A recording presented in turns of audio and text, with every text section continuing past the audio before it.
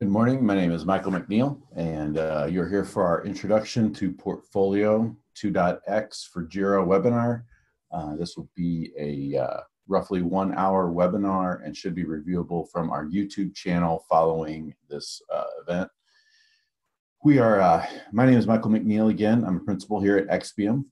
We are an Atlassian Platinum partner, and we do a lot of work in the enterprise space.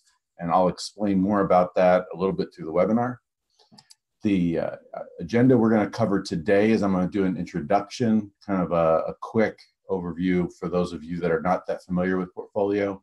Then I'll be running through some key concepts, moving into a full demonstration. I'll be using the tool to show the key concepts and then doing more of a UI kind of overview during the demonstration section.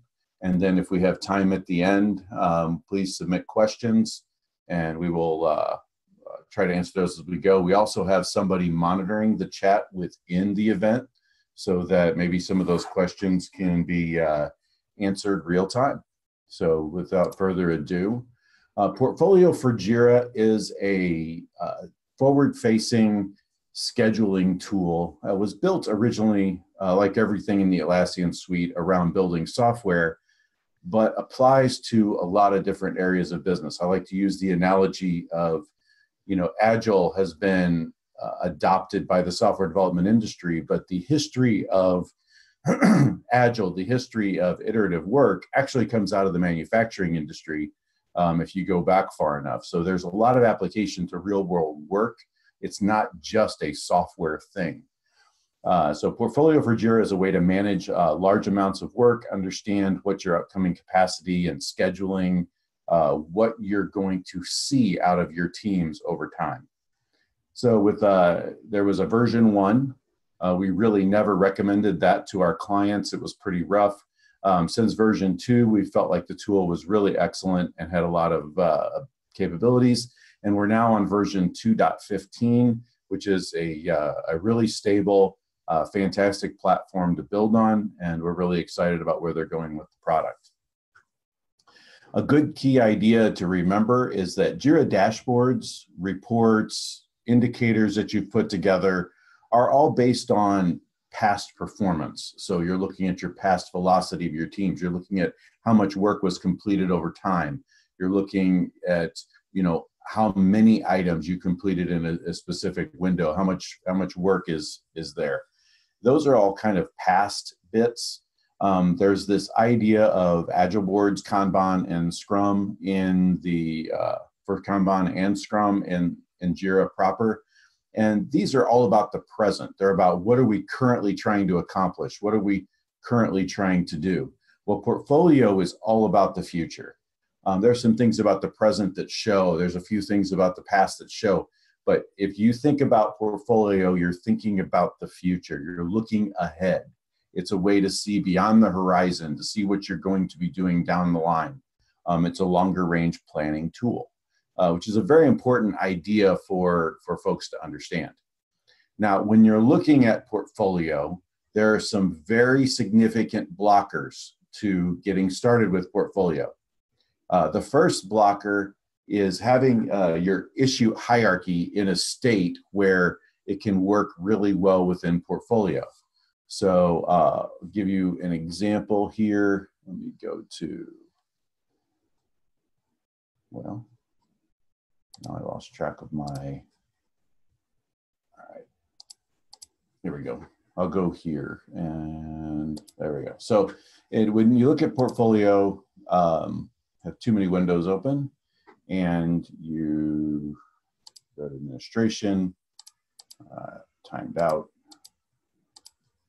and you start looking at your issue type hierarchy.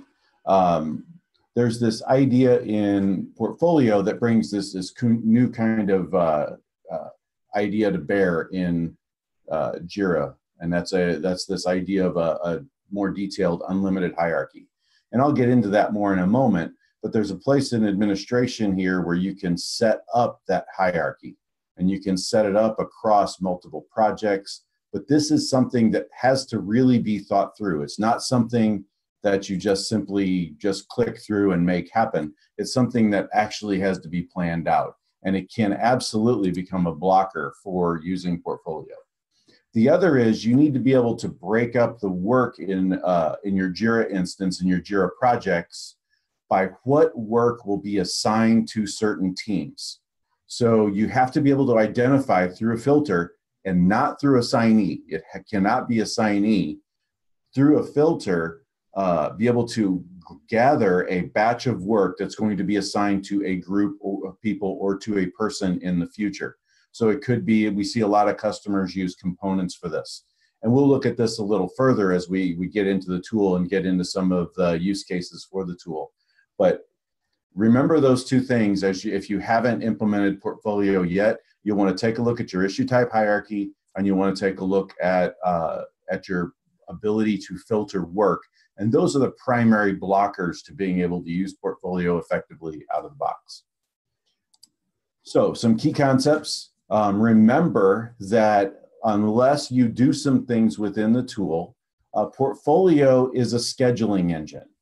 So if I go back and I hit here and I get back to my tool itself, and I configure in the tool, the first thing that comes up is the scheduling idea. And there are a lot of settings specifically allowing you to control the scheduling algorithm. These are expanding constantly. They're slightly different between server or data center and cloud. And so there's a little bit of differences there, and we can talk about that with you if you have questions in that area. But primarily, this is where you would set up the parameters of how the scheduling engine is going to work. And if you think in terms of Portfolio as a scheduling engine, that can keep you from being really frustrated with the tool in the beginning.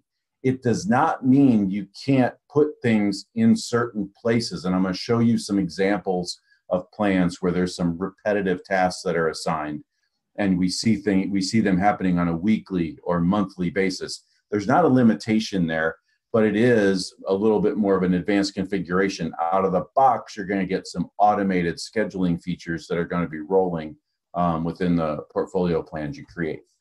And then there's this idea of an unlimited hierarchy. So I touched on that a little bit ago because this is one of the blockers to really using it effectively. And we put together this graphic to help illustrate it. So within Portfolio, you saw when I pulled up one of these plans, if I go here, you'll see that I have these levels within the issue type hierarchy that show. You saw a minute ago where I was mapping those things within the administration section. And here, this is demonstrating kind of how that all comes together.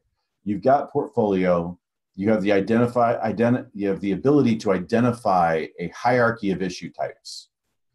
And you can name these, and these are labels that are associated with that level of issue type in the Portfolio plan. Now, these are not issue types themselves. These are containers to include the issue types. So what I'm showing here in this example is I have my software projects. I have initiatives, I have epics, I have stories, I have tasks, a typical software development hierarchy. Those would map to tier 1, tier 2, tier 3, and task. And then my HR group might be managing their HR processes in JIRA. We see this a lot. So they might have a division within the organization, a specific position they're trying to fill, the candidates, and then the actual tasks around each of those candidates and the workflows associated with them. And those might roll into the same Portfolio plan monitoring the overall health of the organization. And those go to tier 1, tier 2, tier 3, and tier 4. And then the PMO will have the division, maybe a project that they're trying to do, and there's an overall timeline around that project. And then they've got a set of milestones within those projects and the tasks to be done in those projects. And those get mapped as well. So that at tier 1, you have division here, and initiative. Tier 2 is epic, position, and project. Tier 3 is milestone, candidate, and story. And then task for all of them is the bottom level of the Portfolio hierarchy. So this is an important concept to get through. And you can name these whatever you want. You can just type in the names.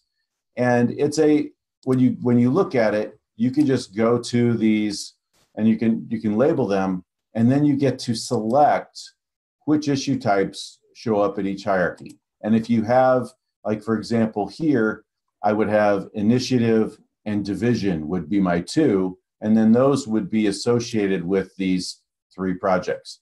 And then at the next level, I would have, clicked on the wrong one, at the epic level, I would have epic, and then I would have position, and then I would have project here. And that would give me a way to map these things so that the correct issue type showed up in the correct place in the plan.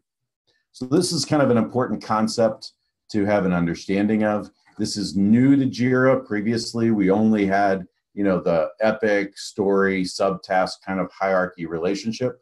And this gives us the ability to create as many levels we want.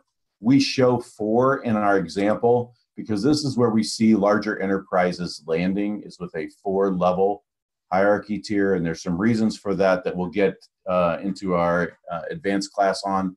I think that's coming up this Thursday. So we'll be getting into more detail as to what are these levels and why you name them the way we do, and why we think people migrate to a 4-level hierarchy, even for very large organizations. So then we have themes. So if I go to this project here, and I'll get into the UI here in a little bit, but here if I go and I can look at themes, I can see that I can color work in my system here. If I go to reports and I look at themes, themes are an idea where you can kind of measure. We see this mostly used as like a corporate goal. So I want X percentage of my effort to be on this area, and that's coming down from the C-suite or from management. And so we set up this idea of themes, and then we apply that percentage of the goal, and you can see that as your target. And then we use the estimates on the items, and those can be automatic estimates that are generated. We use estimates on the item to show the estimates. And then if you're not doing time tracking, you get these 2 as you roll forward, so you can see the volume of work. If you're actually doing time tracking, you get this 3rd category, which is actual. And it'll actually begin to show you, okay, here's what my goal is. Here's our estimates for the work, but here's what actually happened. And I can begin to see that across the corporate initiatives. And then when I get back to my views in portfolio, I can actually color the work items, and I can see what themes each of those work items are in as I look through my list. So that's a new idea within JIRA. And then there's the idea of teams, stages, and skills. So previously in JIRA, you would have assignees. You might put together a team and they're working on a Kanban board together, but there was no real way to visualize those teams effectively. Well, now in JIRA, we have an opportunity to, go back to the plan here, we have an opportunity to see those teams, and we can bring in multiple teams, and we can compare and contrast their estimates. We can compare and contrast the work that's planned for each team, the release schedule for each team, the work that's coming up for each team. And we can kind of evaluate at the individual level, even people that are split across teams. We can organize that in a way that's very effective. So there's this idea of teams that has come into JIRA, and we're going to be going over that in detail again in our advanced class on Thursday. And we can really track this at a very discrete level. You start looking at absences and when does this new position start? And I'm going to have my team is going to be working extra hours through this period of time, and then we're going to be giving them some PTO during this period of time. You can reflect all of these in your team data so that your project has the proper capacity, your project has the proper schedule, so you can get the proper output from the system. So there's a very robust kind of team management process. And we'll touch on that a little bit more later in this session, but we'll touch on it a lot on Thursday. And then there's this idea of stages and skills, and this relates directly to the teams. So if I take a look again at this particular plan, I'm going to close this down. there's this idea of stages. And the stages in this plan are design, implementation, and then testing and deployment. So those three stages are kind of the stages of each piece of work. We have this new feature that's needed, so we end up doing some of the design on it. And this might all happen within a couple of sprints. And we have then the actual core work, and there might be multiple items associated with that. And then there's this testing and deployment of actually getting it through. And if you don't have an automated CI/CD pipeline, or you actually want to get it into the internal systems, there's another idea here. So this can be totally different for a project management office. This can be totally different for HR. But it's the idea that most of the work, not necessarily all, but most of the work goes through these stages. And I configure these stages in the configuration. And I can, within each of those stages, I can identify specific skills that are needed to accomplish that work. And so now I have this generalized set of stages, and I can identify that it's 10% of the process for design, 70% of the process for implementation, and then 20% of the process for testing and deployment. And then down below that, I can start to break in and see that here in design, I have both some architecture input, and I have some pure design, maybe UI design input. And in the implementation phase, I've got these different skills that are associated with the most work. And then in testing and deployment, I have the same kind of idea with a build server and some QA testing that needs to happen. So we've got this kind of concept, and it's based on percentages. And so many people say, well, not all my work's the same. But one of the beauties of Portfolio is you can apply these percentages to get a start on your data.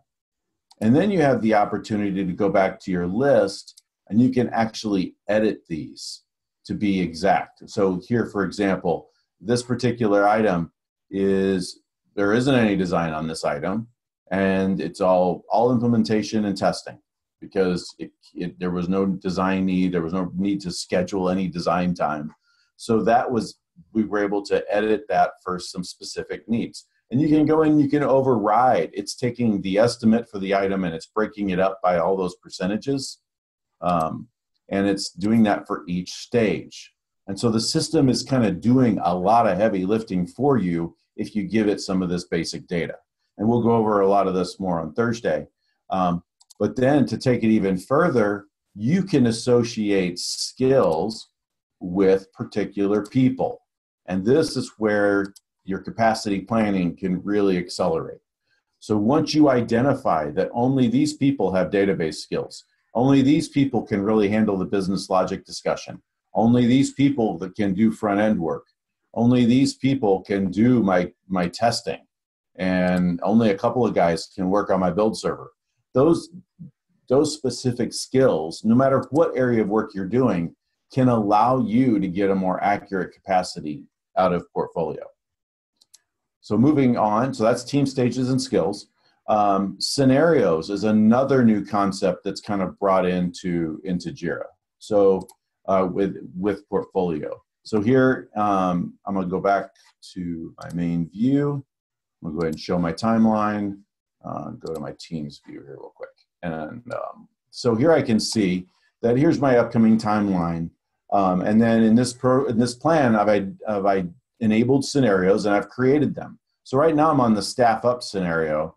So I've got 398 weekly hours in this team's capacity. Well, I actually didn't mean to start on the staff up. Okay, let's go back to my base. This is what my real team looks like today. Okay, so now instead of 5 or 6 sprints to get all my work done, now I'm looking at 8 or 9. That makes more sense. And let's say, and I've got 220 hours of capacity on this team. It doesn't reflect me staffing up for that particular work. Well, let's say I have to take a look at, just like Oracle did this last couple months, we've had to downsize a little bit. Okay, so now I've got to take a look at my teams, and I take a look at this, and what does it mean if I have 155 hours? Holy cow, look at this. I more than double. I've only taken 70 hours out of my capacity, but I've more than doubled the length of time to get this project to completion. These are important insights, and that's what some of the scenarios are built to do. It allows you to, and we see staffing as one of the primary, but you can also use scenarios to track how you batch your work. Maybe you'll move your batches of where your line is, of how many features you want to include, or how many milestones you want to accomplish, or between quarters and information. You can start to see how that impacts different scenarios. So there's a lot of options. We've also seen people use this when they're acquiring a company. What happens when I acquire this company and there are 30 people and I want to put those I want to integrate them into my teams? What happens to my work schedule?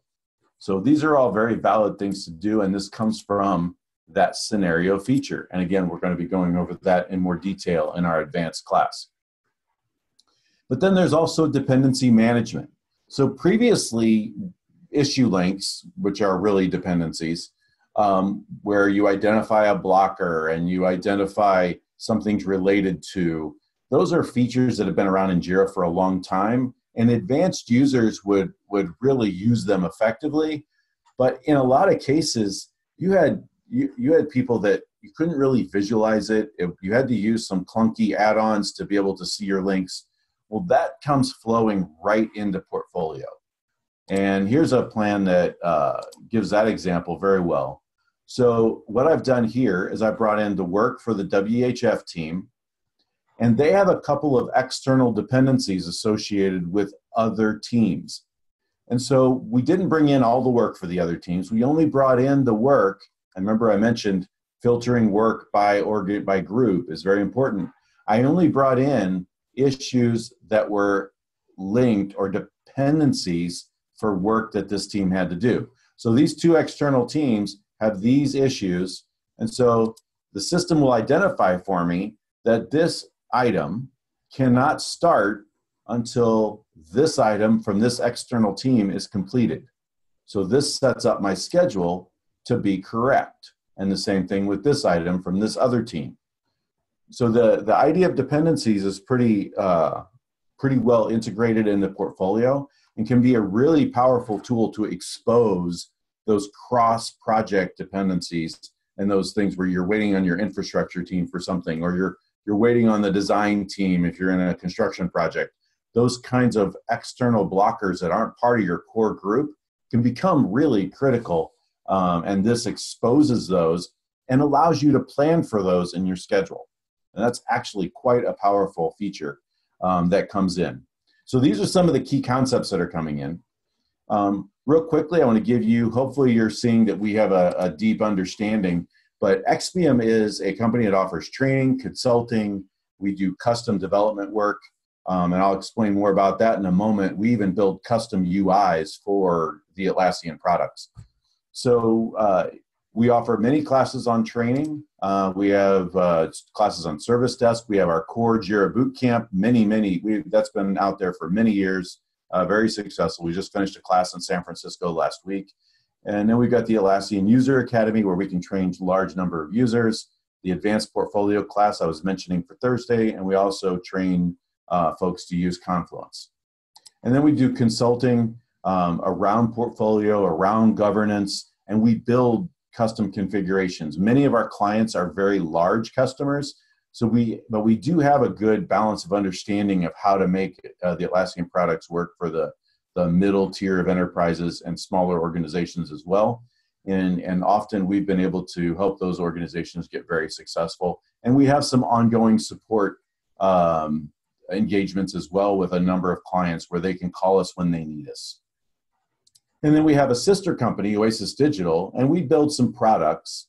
But the primary value of Oasis Digital, Oasis is an enterprise software development company, and we do work for some very large clients.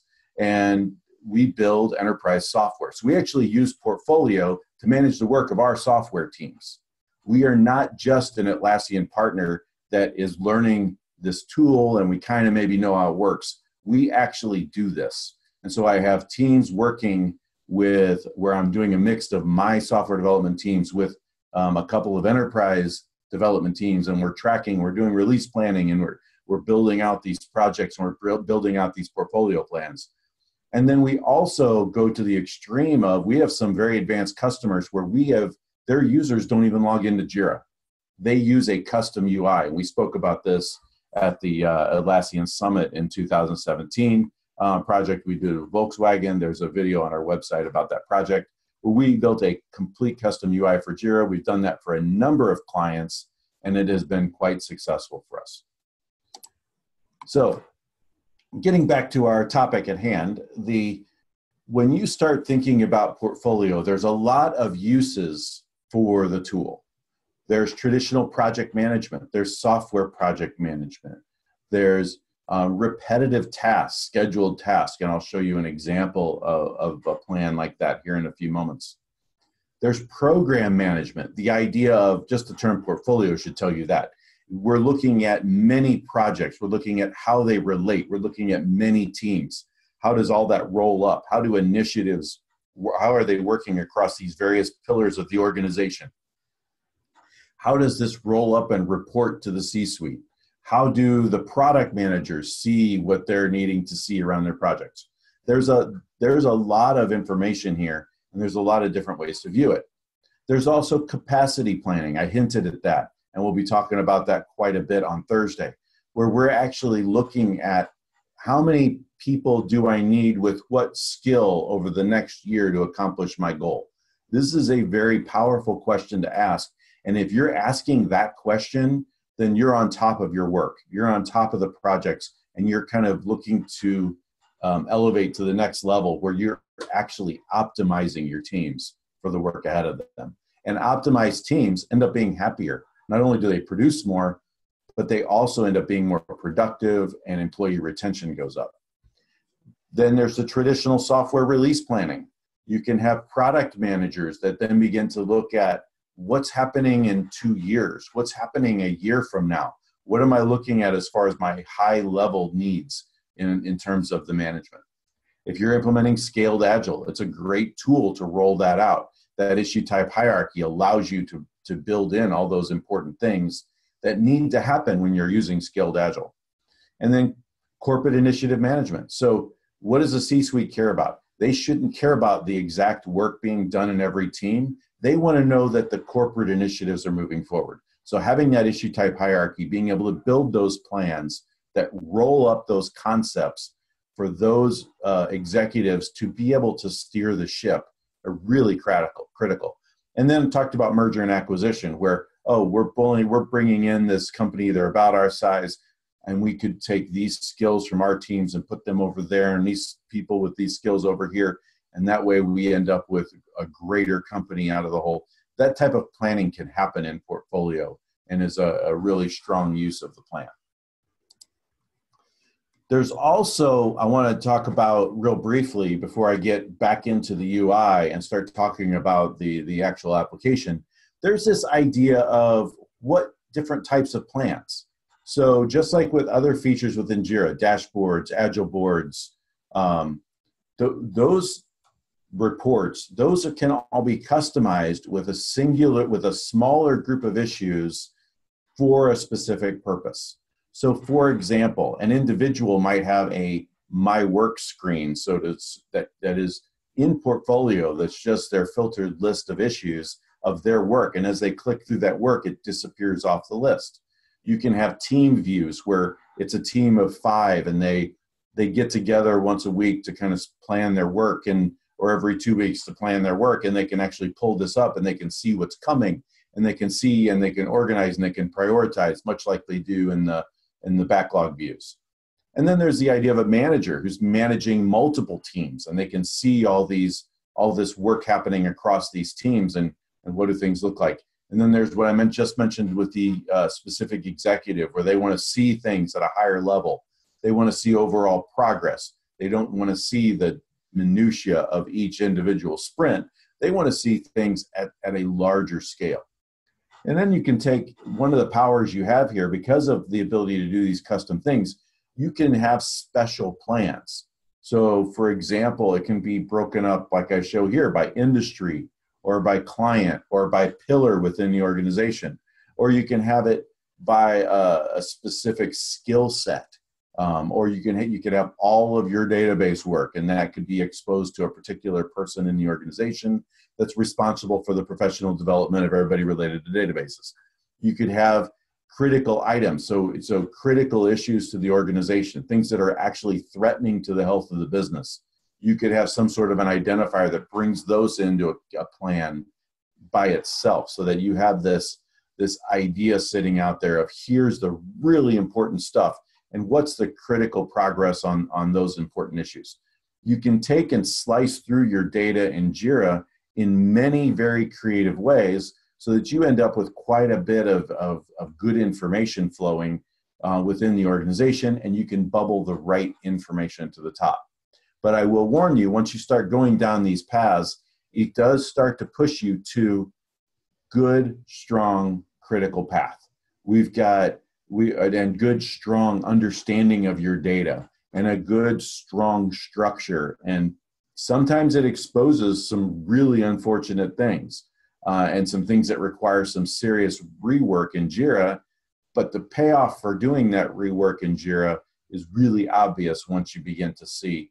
So it'll surface some of these bad practices that are in your organization just by starting to implement these various plan types.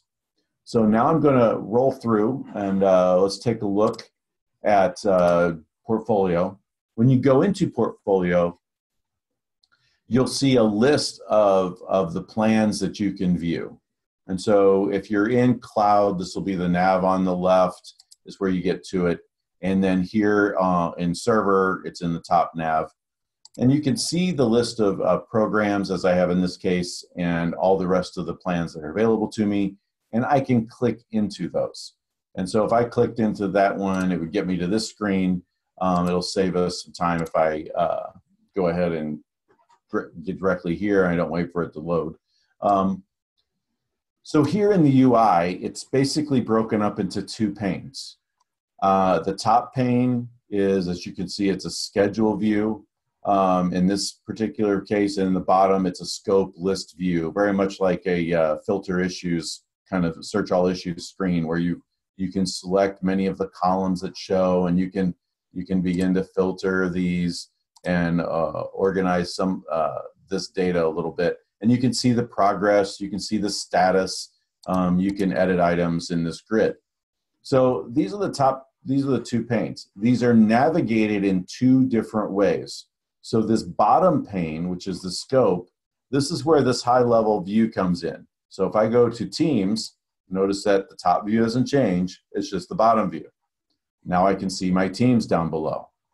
And then if I go to Releases, top view doesn't change, just the lower pane, and I can see my various releases. So this navigation up top is, these three are affecting my bottom pane.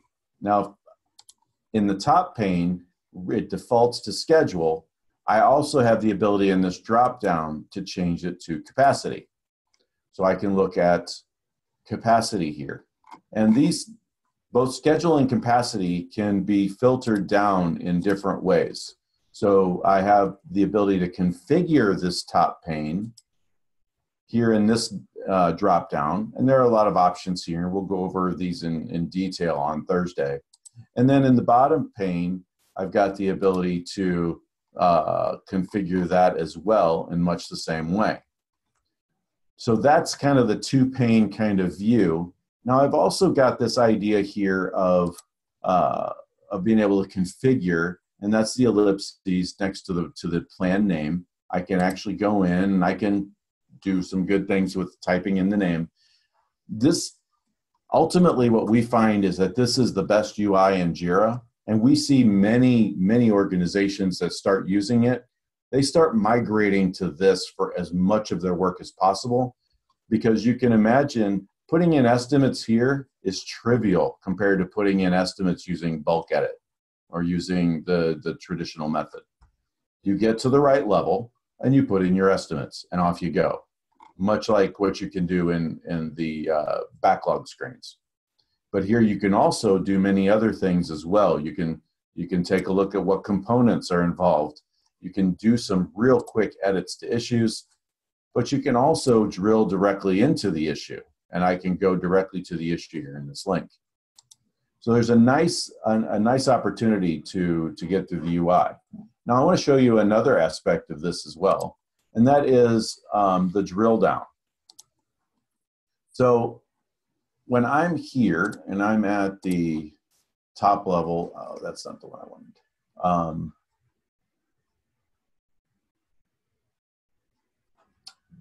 So my data is not as expected. All right, so here I'm gonna go to the tier 2 level on this plan. Go ahead and close this up. I'm gonna kill this because I can toggle my top pane in and out using the controls here. But what I wanted to show was I can navigate, if I'm at the top of my hierarchy or whatever level of my hierarchy I'm at, I can actually navigate down into the hierarchy and I can see these issues I can see the issues expand and lay out in front of me. And then I have the ability to edit those issues and see the impact.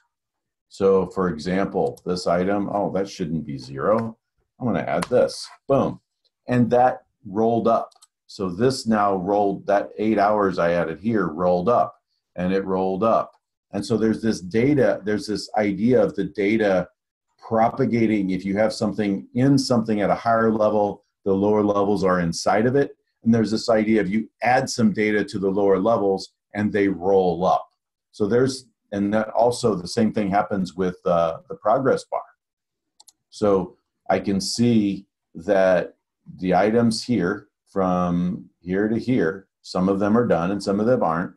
That progress is reflected in the parent's progress bar. And then at that level, I have these these 3, and that reflects in the progress bar of their parent. And so that rolls up, and you can begin to really see some valuable data inside your JIRA instance that really wasn't visible easily in the past. So that's the bottom view. Now, I also want, so that's part of this navigation. You saw me, I can navigate to whatever level of the hierarchy I want, and I can see different data, and I can configure each level differently. That's an important aspect of this navigation, where I can navigate that hierarchy and I can see from there down into the hierarchy. That becomes powerful when you start building plans for team members versus plans for executives. Executives want to see the top of the hierarchy down. Team members want to see the lower levels of the hierarchy, and that's what they should be able to see. And you can do that and you can control that. So I can also filter by project here. If I go to this plan, you can see that I just want to look at that project. So I can filter this view down, just like you can in other views in JIRA. I can filter by a particular release. I can filter by a particular team or by some of these other fields as well. You can also filter and do a filter search right here. Do anything that has PC in it, and it will show me that subset of data in both the list below and the view above. So pretty robust ability to control the data and what's on the screen. And that becomes really important when we get to the last part of what I'm going to show you, which is the reports. So that's this kind of navigation.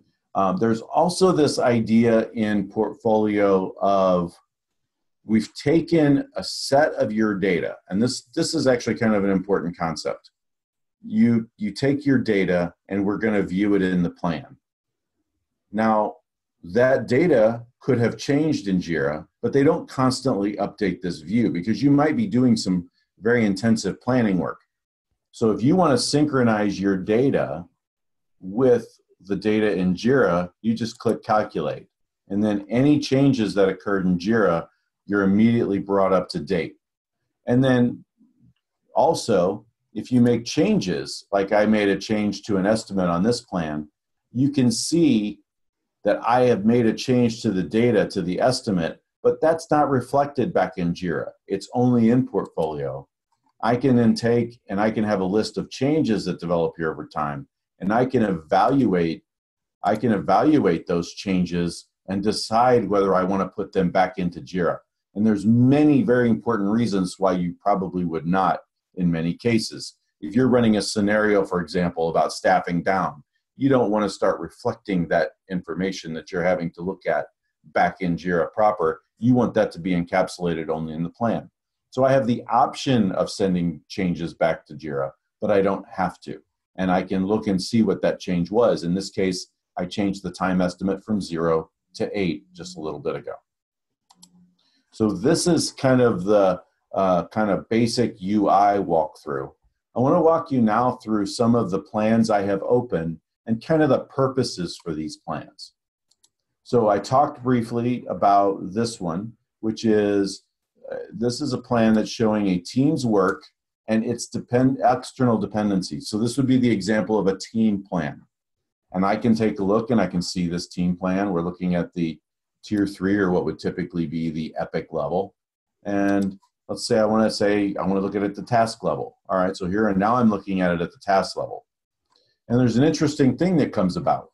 I have a Kanban team, which is my WHF team, but my other 2 teams where I have dependencies are Scrum teams. And so I'm seeing sprints for them, and I'm seeing the Kanban data or the traditional project work for my team.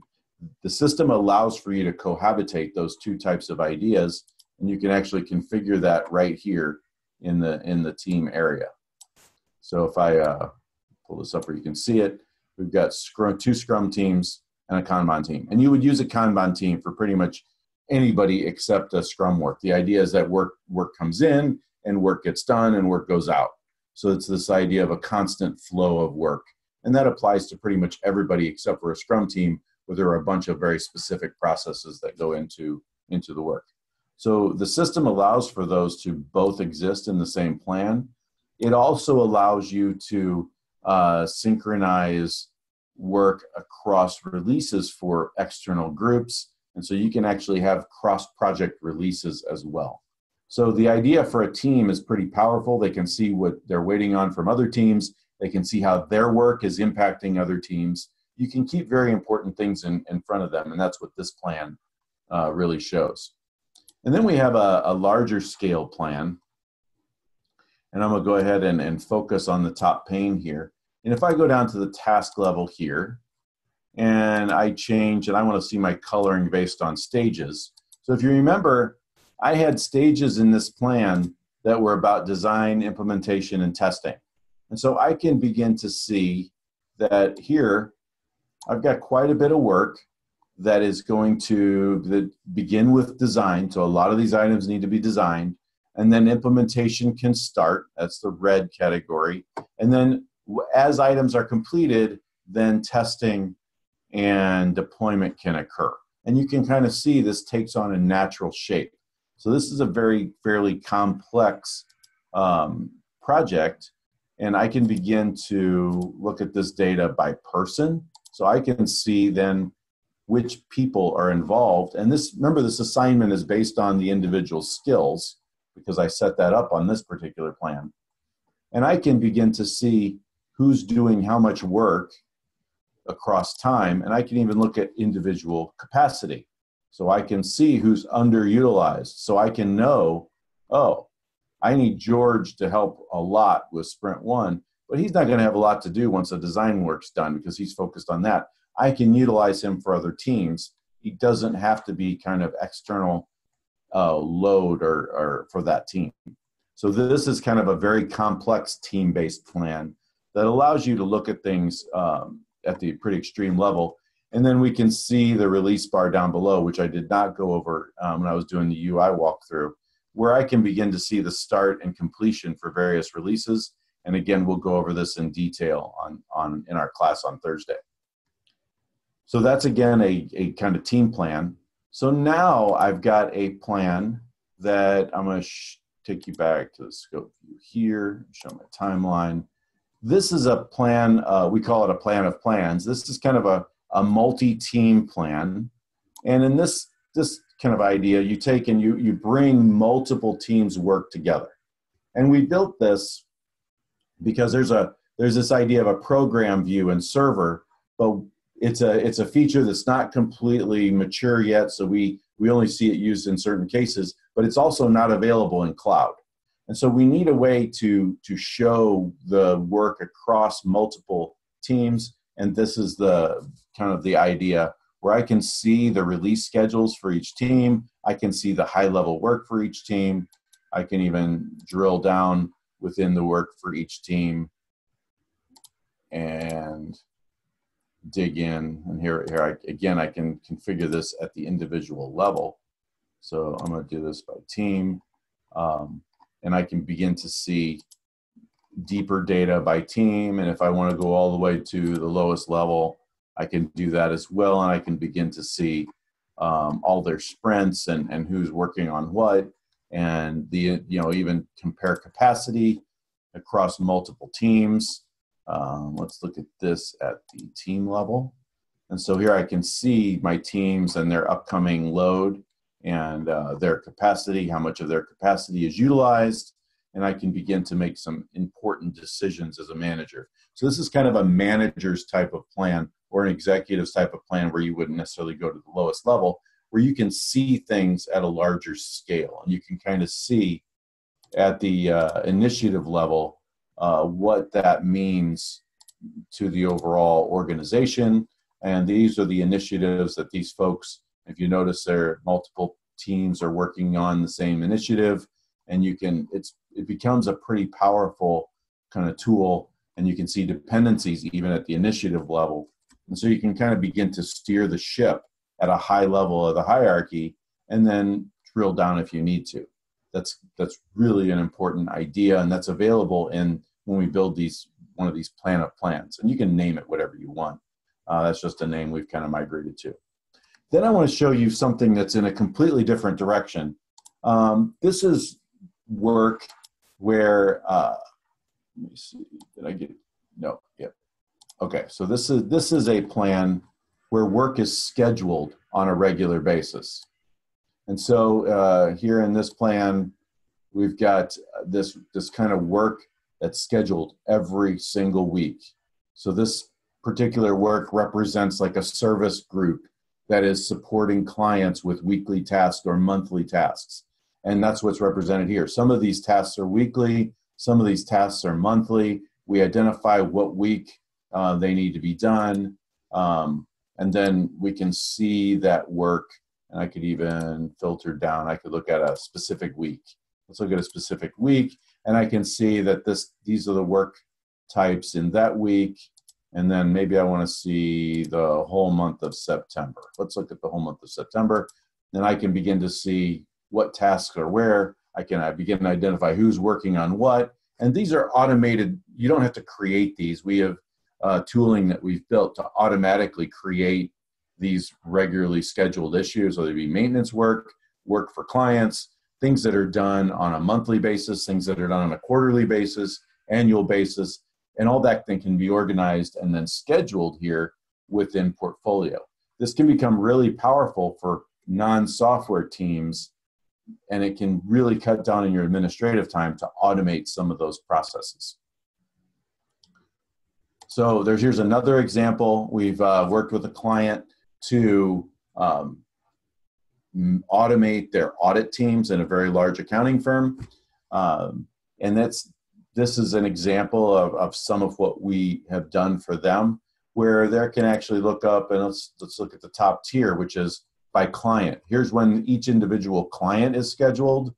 And then here's the work that's going to be done for these clients. Or there's the current bit of work at that level. And then we've got these individual audits that need to be completed, or the tasks that needs to be completed, and then the individual subtasks that need to be the lower level of work that needs to be done to complete these.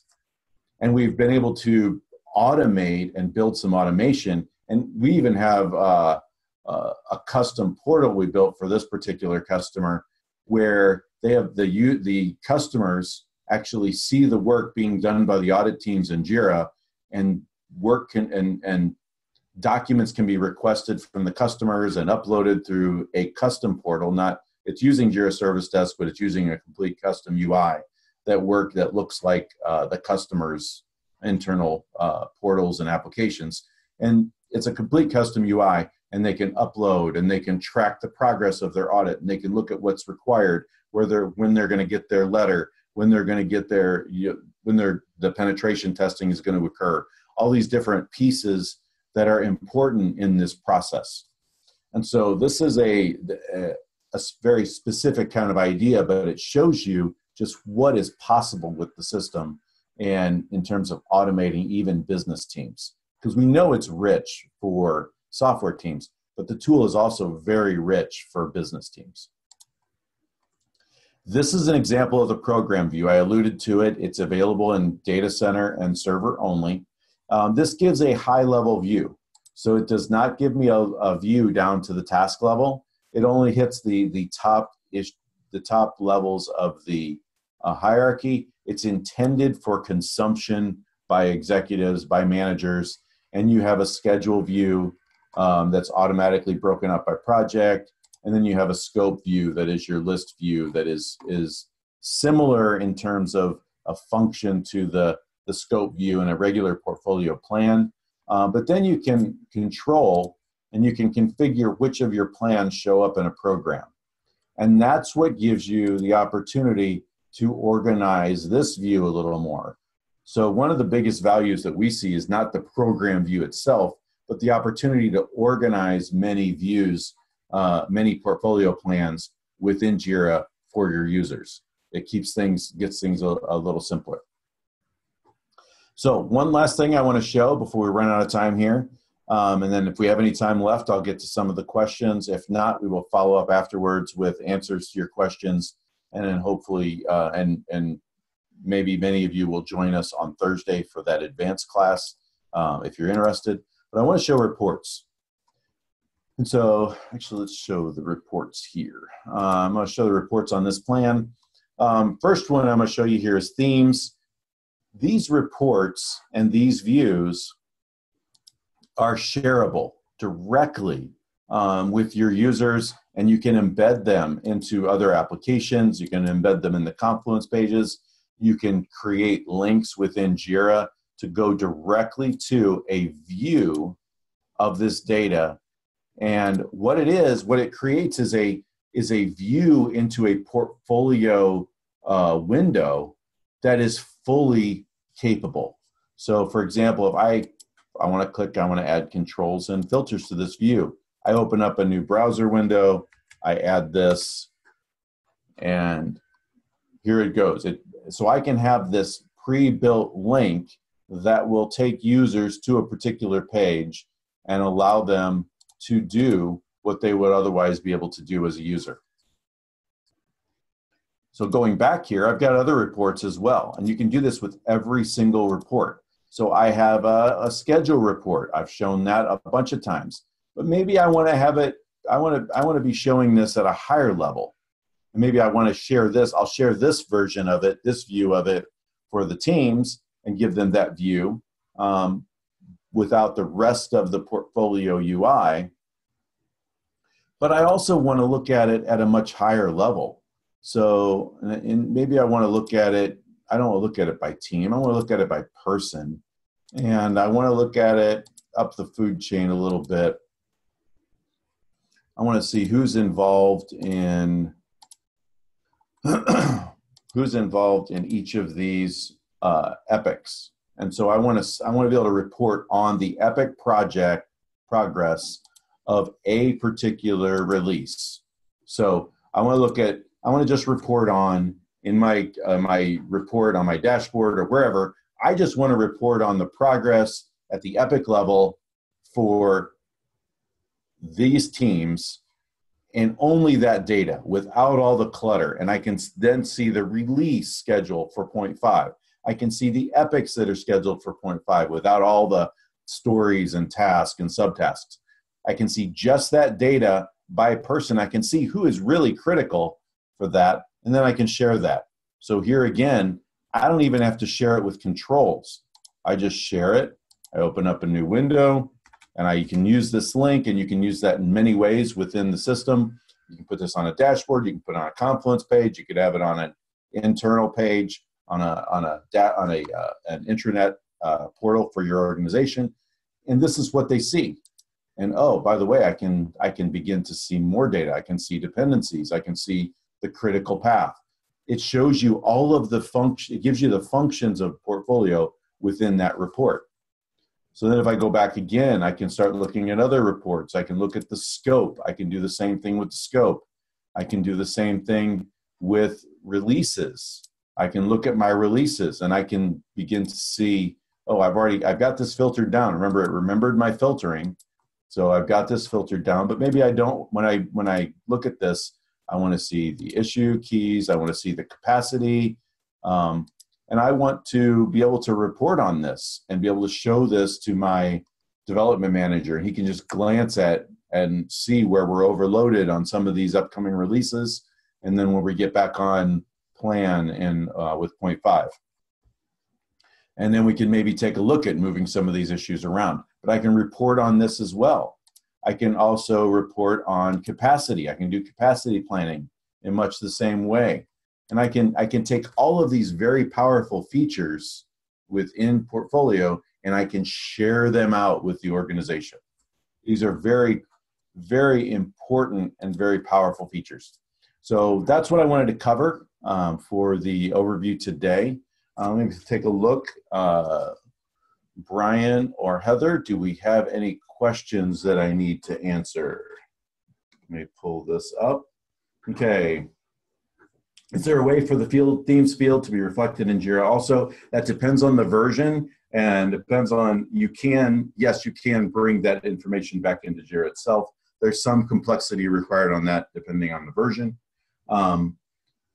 So if you don't do time tracking, this is the answer for Kevin. If you don't do time tracking, and I switch back to the themes report, you won't get this actual section. It'll just be empty. And you can just see target versus estimate. This is still valuable. You can still see the volume of work that you have against a specific theme, but unless you're doing time tracking, you can't get all three, just the first two.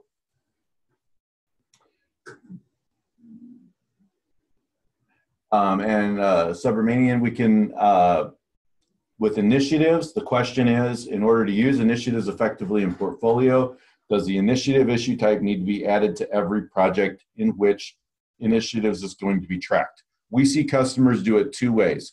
We see customers track initiatives at the project level where, yes, it would need to be added. We also see customers that have an initiatives project and then using issue links, using the dependencies, then those initiatives can be related to many projects.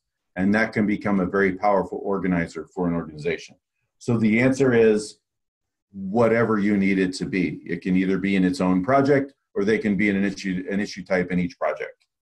So Abigail asks, how did you create the plan of plans? Is that only with programs?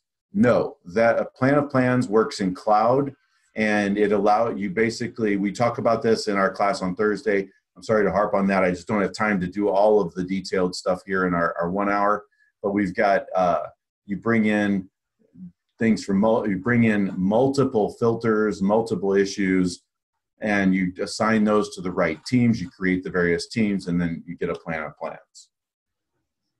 And then Haifa asks, can we talk about KPI, and can you provide us KPI? I need to, why am I drawing a blank on KPI? Anyway, we'll follow up with you on that one.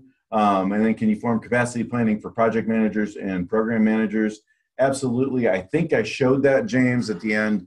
You can do capacity planning when you look, especially at the report. You can shape that for a particular type of view. You can have it be for a particular team, or you can have it be organization-wide by pillar or by product or by project or however you want to do it. It all matters of how you bring the data in, and then you can do capacity planning at many different levels of the organization, including down to the Scrum Master view or the team lead, where they can look at capacity planning for their team.